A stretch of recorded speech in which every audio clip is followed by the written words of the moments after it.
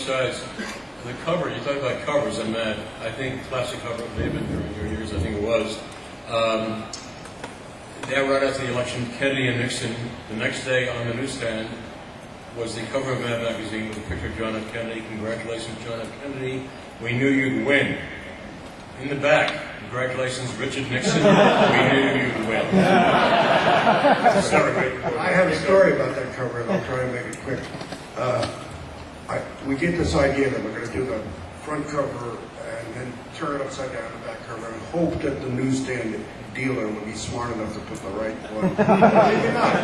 Even if they put the wrong one, which is kind of fun. But anyway, I get the proof, and I'm reading in the local paper that John F. Kennedy's coming through Sunrise Highway in Long Island, which is where I live, on his campaign tour.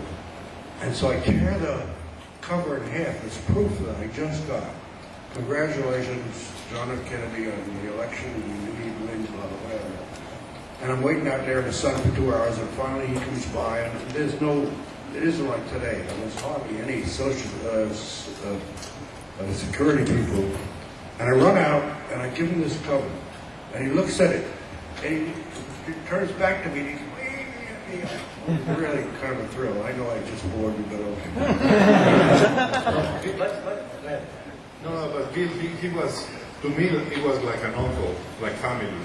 Because from the day I arrived to Matt, he treated me so well. And he was extremely generous with everything and with his friendship.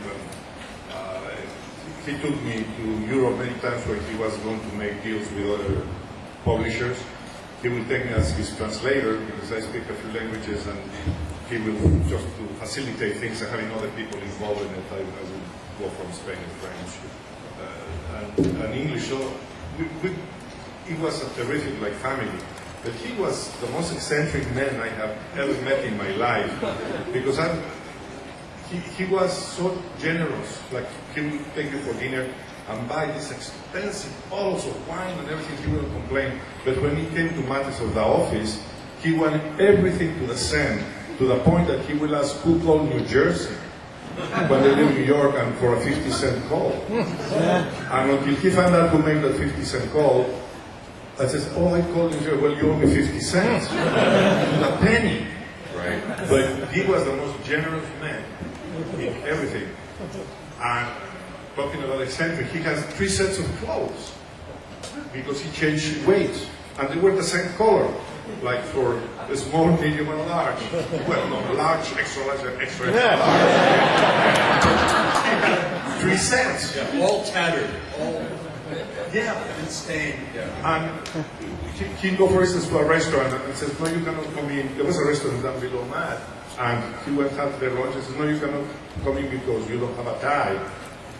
So he called all his friends, big publishers, and they will call us as, this is the president of this company, and we heard that we want to have 20 people, you know. Says, but we don't wear ties. So he had all his friends canceled to the point that the owner of the restaurant came to the office and told Bill Gates, you can come and dress any way you want. And from that moment, the restaurant canceled the ties. It was amazing. He was a fierce non-smoking advocate at some point. Yes. Magazine. Some of us did smoke at the time, but we were running these fantastic anti-smoking campaigns on the side. Now, people always want to know about Mad getting sued, and I want to ask a little bit about the big-time Mad lawsuit, which involved Irving Berlin. I can tell you mostly about that one. Our great lyricist, Frank Jacobs, proposed that we do a sing-along with Mad songbook because Mitch Miller was popular in those days. And, you know, his sing-along with sing-along with Mitch TV show. So we did 52 songs sung to the tune of in various categories. And all of a sudden we're sued by 9 or 11, I forget which, composers and publishers who want 2 cents for every copy of every lyric we published and 2 cents for every copy of the music we published. Well, the music was sung to the tune of. It was a very interesting suit, and we were scared stiff because if they had prevailed, they would have completely wiped us out. I mean, it was unfortunate. Judge Kaufman, who was the judge in the Rosenberg trial, looked at this thing, and he was the appeals judge. I think they lost in the early court. And he said, Irving Berlin doesn't have a proprietary interest in iambic pentameter, which means that you can write a poem to one of his songs, and this is not interfering with his lyrics. And he said, in fact, some of the lyrics were even better. And as far as sung to the tune is concerned, I didn't see any of the music published. And if you guys, meaning the plaintiffs, wrote memorable music that these people could sing these poems to, that's your problem, not Mad Magazine's problem. And he threw it out. And that was that. And we were...